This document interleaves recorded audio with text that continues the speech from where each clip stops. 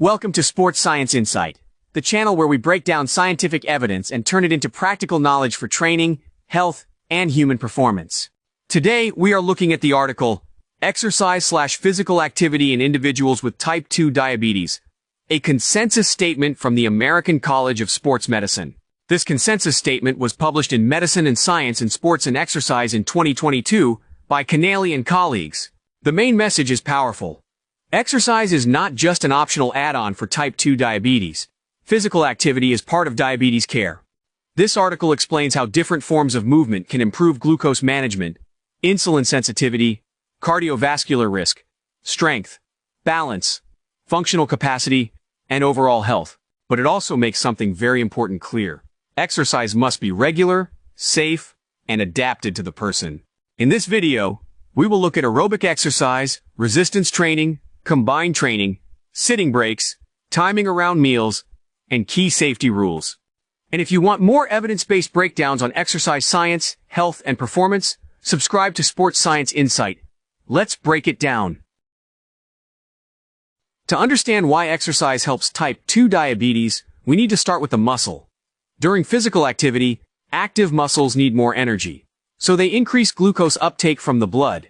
Importantly, this can happen through insulin-independent pathways. In simple terms, muscle contraction opens another door for glucose to enter the muscle. That matters because type 2 diabetes is often linked to insulin resistance.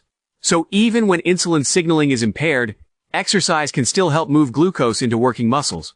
The article also explains that improvements in insulin sensitivity after physical activity can last from 2 to 72 hours. That is one reason why regular movement matters. If the benefit is temporary, long gaps without activity may reduce the effect. Over time, regular physical activity can also improve beta cell function, vascular function, insulin sensitivity, and metabolic health. So the key message is simple. Muscle contraction opens another door for glucose. Aerobic exercise is one of the most studied forms of exercise for type 2 diabetes. This includes activities like walking, cycling, swimming, dancing, jogging, rowing, and interval-style aerobic training. The article reports that regular aerobic exercise improves glycemic management in adults with type 2 diabetes. It can reduce daily time spent in hyperglycemia and lower overall A1C by about 0.5% to 0.7%. That is clinically meaningful. Aerobic exercise can also improve insulin sensitivity, blood lipids, blood pressure, metabolic health, and cardiorespiratory fitness. And one of the most important points is this. Benefits can occur even without weight loss. Many people think exercise only works if the scale changes. But for type 2 diabetes, exercise can improve glucose control and metabolic health even when body weight does not change much. So the message is, aerobic exercise improves glucose control, even when the scale does not change. Resistance training is also important for people with type 2 diabetes. This includes free weights, machines, elastic bands, bodyweight exercises, and other forms of strength training. The consensus statement reports that resistance exercise training in adults with type 2 diabetes typically improves strength by about 10% to 15%. But the benefits are not only muscular. Resistance training may improve bone mineral density, blood pressure, lipid profiles, skeletal muscle mass, and insulin sensitivity. This is why we should not see strength training as only a bodybuilding tool. Strength training is metabolic training too. The article also indicates that high-intensity resistance training may have greater effects than low to moderate intensity training for glucose management and insulin attenuation. But this must be applied carefully. Higher intensity does not mean reckless training. Progression, technique, supervision, medical context, and safety all matter. The practical message is, build strength, but do it with structure. Now let's compare combined training and high-intensity interval exercise. Combined training means aerobic and resistance exercise in the same program. The article suggests that combined aerobic and resistance training may produce greater A1C reductions than either mode alone.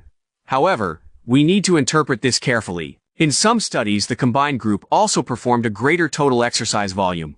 So part of the benefit may come from doing more total work, not only from the combination itself.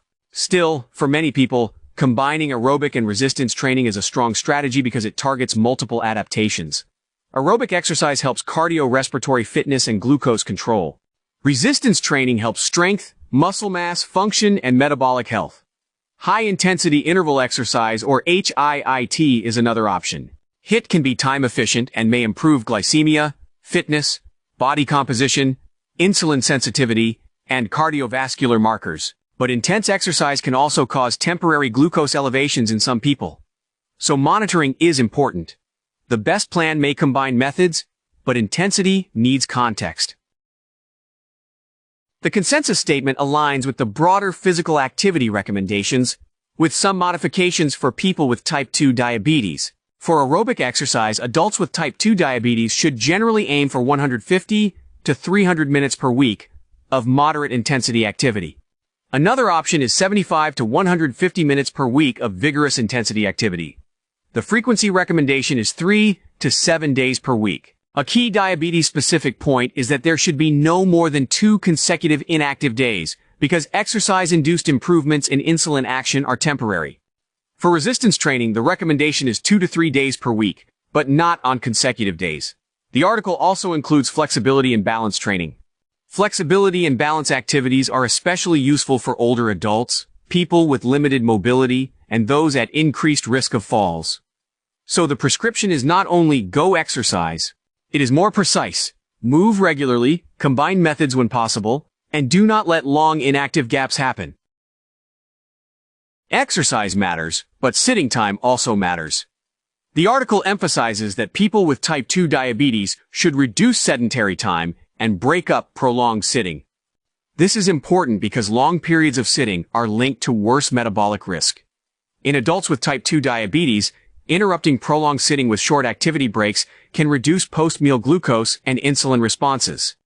One example discussed in the article is using 3-minute bouts of light walking or simple resistance activities every 30 minutes during prolonged sitting. These are small doses of movement, but they can be metabolically meaningful. This does not mean sitting breaks replace structured exercise forever. The article notes that long-term effects in free-living environments still need more evidence. But the practical idea is useful. Do not only think about the workout. Think about the whole day. Sitting breaks are small but metabolically meaningful. The timing of exercise can also affect glucose responses. Many studies suggest that post-meal activity can help reduce glucose spikes after eating. This makes sense. After a meal, blood glucose rises. If movement happens during that post-meal period, active muscles can help take up glucose from the blood. The article suggests that greater energy expenditure after meals reduces glucose levels regardless of exercise intensity or type. It also notes that sessions lasting 45 minutes or more tend to provide the most consistent benefits.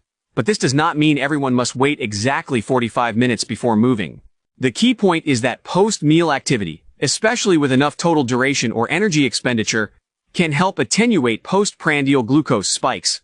The article also discusses exercise timing across the day. Some evidence suggests afternoon HIIT may lower glucose more effectively than morning HIIT in some individuals, while morning fasted high-intensity exercise may sometimes increase glucose on exercise days. So the message is, when you move can change the glucose response, but diet, medication, fitness, safety, and individual response must always be considered.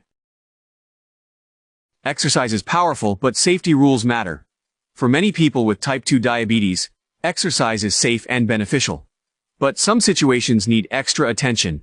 People using insulin or insulin secretagogues have a higher risk of exercise-related hypoglycemia. They may need carbohydrate supplementation or medication adjustment under appropriate guidance. For high blood glucose, the article recommends caution. If pre-exercise glucose is above 300 milligrams per deciliter, people should be careful, stay hydrated, and only begin light activity if they feel well. Heat is another concern. Type 2 diabetes and aging can impair thermoregulation. So hydration, heat exposure, and timing of exercise matter. Some chronic complications also require modifications. Peripheral neuropathy may require careful footwear, foot checks, and lower impact options. Retinopathy may require avoiding vigorous activity, breath holding, heavy lifting, or movements that jar the head depending on severity. Kidney disease and hypertension may require lower intensity exercise and avoidance of excessive blood pressure spikes. The key message is, Exercise should be adapted to the person, not forced into a one-size-fits-all plan. So what should we take from this consensus statement? First, move regularly and reduce prolonged sitting. Physical activity should be part of daily diabetes care. Second, use both aerobic and resistance training when possible. They support glucose control, cardiovascular health, strength, function, and metabolic health. Third, add flexibility and balance work, especially for older adults or people at increased risk of falls. Fourth, consider post-meal activity to help reduce glucose spikes. Post-meal movement, especially when it involves enough total duration or energy expenditure, can be useful. Fifth, adapt exercise for medications, complications, fitness level, environment, and personal barriers. The final message is simple. Exercise works best when it is safe, regular, and personalized. This is not about one perfect workout. It is about building an active life that supports glucose control, health, independence, and long-term function. If this video helped you understand how exercise supports type 2 diabetes management, subscribe to Sports Science Insight. Here, we analyze scientific evidence and turn it into practical knowledge for students, professionals, coaches, and anyone interested in exercise science. Leave your comment below. What do you think is the most realistic first step for someone with type 2 diabetes? Walking, strength training, or breaking up sitting time? Thanks for watching, and I'll see you in the next breakdown.